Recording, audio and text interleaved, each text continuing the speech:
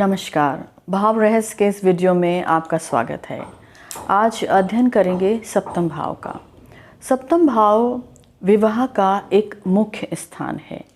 विशेषकर पहले विवाह का ये मुख्य स्थान है और दूसरे विवाह का यह एक सहयोगी भाव है।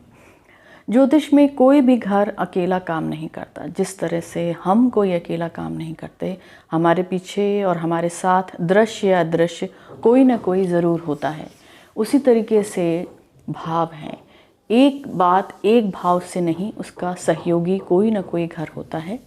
हाँ, ये है कि हर भाव एक भाव का या एक घटना का एक मुख्य भाव होता है और उसके सहयोगी भाव होते हैं। सप्तम भाव के ऊपर मैंने एक पुस्तक लिखी है जिसका नाम है unlocking love marriage divorce through Krishnamurthy पद्धति, और इसमें मैंने रिलेशनशिप्स, विवाह, कई विवाह और डिवोर्स और विडोहुड सारे ही विषयों के बारे में लिखा है। सप्तम भाव के कई अर्थ होने के अलावा जो प्रचलित अर्थों के अलावा अर्थ है, जैसे कि ये छोटे भाई बहन का, मनोरंजन का और उनकी पहली संतान का घर है। उनके पूजा पाठ, उनके साधना का भी घर है। माँ के विषय में हमारी माँ की अचल संपत्ति का भी एक घर है। मतलब उनकी वाहन कितने होंगे, उनके घर कितने होंगे, ये उसका भी घर है। संतान का ये पराक्रम का और छोटी यात्राओं का घर है। बड़े भाई के विषय में ये उनके भाग्य स्थान है। इसके अतिरिक्त उनके हमारे पिता से, हमारे बड़े जो भाई या बहन हैं, उनका संबंध कैसा रहेगा, उसका घर है। उनकी लंबी यात्राओं का घर है। उनकी ऊंची पढ़ाई का, उनके ईश्वर के प्रति रिश्ता क्या है, उन सब बातों का घर है। विवाह के संबंध में सप्तम भाव एक तरह से हमारा दर्पण है। जो हम में नहीं होता वो हमारे स्पाउस यानी पति या पत्नी में होता है या हमारे पार्टनर में होता है। तभी हम चल पाते हैं, यानी तभी हम प्रोग्रेस करते हैं, क्योंकि वो हमारा एक तरह से पूरक है। इसीलिए आप देखेंगे कि ज़्यादातर जो भी चिन्ह हैं और जो भी संकेतों के स्वामी हैं वो विपरीत हैं। जो लग्न है उसके विपरीत हैं। हमारे जैसा अगर बिल्कुल हमारे स्वभाव का हमें मिल जाएगा तो जीवन में बहुत बोरियत हो जाएगी। इसलिए जो ऋषियों ने सप्तम भाव को हमारा विरोध के गुण लेके जोड़ा है।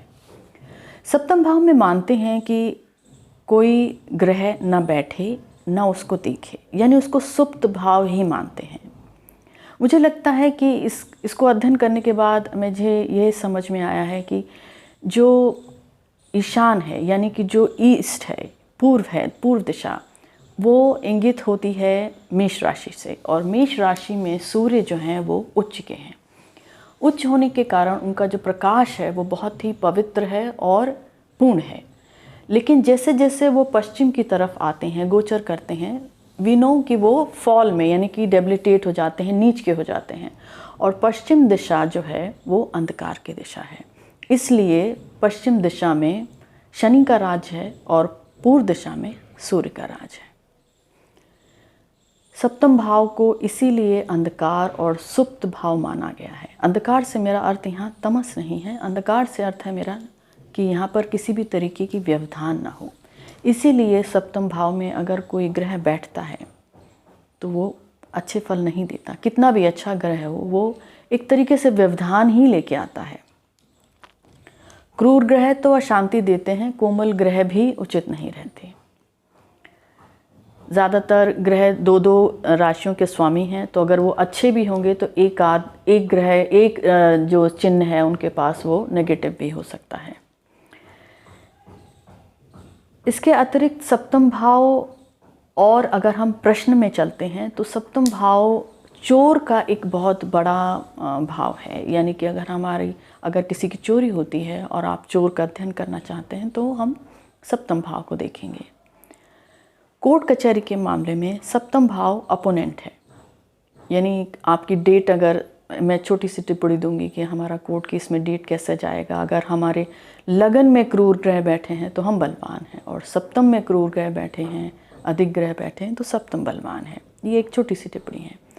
कोर्ट केस के मामले में सप्तम भाव बृहस्पति और शनि को देखते हैं, क्योंकि बृहस्पति जो हैं वो न्याय के कारक हैं, 9वें भाव के नेचुरल रूलर हैं, और शनि जो हैं वो भी न्याय के कारक हैं। और देश के मामले में शत्रु जो है वो सप्तम भाव से होता है, और ये वो शत्रु होता है जो सामने बैठा है। छुपा हुआ शत्रु के भाव और हैं, लेकिन सप्तम भाव वो शत्रु है जो सामने हमारे है।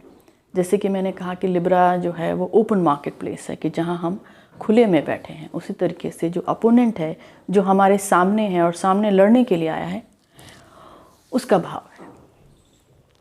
प्रश्न में भी सप्तम भाव से हम कई चीज़ें निकाल सकते हैं, और जन्मपत्री में सप्तम भाव जो है वो व्यवसाय का, विवाह का और अन्य डिराइव्ड हाउसेस का अर्थ रखता है। सप्तम भाव एक मारक और बाधक ग्रह का भी अर्थ है, और उसके लिए कई अलग अलग चिन्हों यानी कई अलग अलग राशियों के लिए वो अपना रूप बदलता है। लेकिन सप्तम भाव को उतना मजबूत और शुभ घर नहीं माना जाता जितना कि हम लगन और चतुर्थ या दशम को मानते हैं। तो ये कुछ अर्थ हैं सप्तम भाव के। देखने और सुनने के लिए धन्यवाद।